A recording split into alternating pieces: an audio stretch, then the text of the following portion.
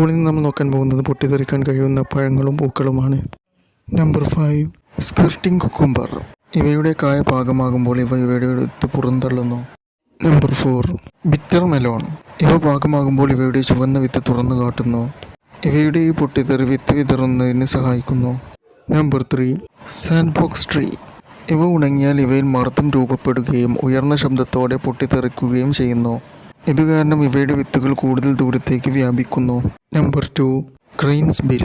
ഇവ ഉണങ്ങിയാൽ ഇവയുടെ സീഡ് ക്യാപ്സ്യൂളിൽ നിന്നും വിത്തുകൾ ചിതറുന്നു. ഇത് കൂടുതൽ ദൂരത്തേക്ക് എത്തുന്നതിന് സഹായിക്കുന്നു. Number 1, hairy bitterness. വിത്ത് വിതയ്ക്കുന്നതിന് സ്പ്രിംഗ് മെക്കാനിസം എന്ന തത്വമാണ് ഇവ ഉപയോഗിക്കുന്നത്. ഇവ ഉണങ്ങുമ്പോൾ പൊട്ടിത്തുറക്കുകയും ഇവയിലെ വിത്തുകൾ മാതൃസസ്യത്തിൽ നിന്നും ദൂരേക്ക് പടർന്നു പോവുകയുമാണ് ചെയ്യുന്നത്. അപ്പോൾ നമ്മുടെ വീഡിയോയുടെ വൈൻഡപ്പ് ചെയ്യുകയാണ്. അടുത്ത നല്ല വീഡിയോയുമായി വീണ്ടും കാണാം. Thank you for watching.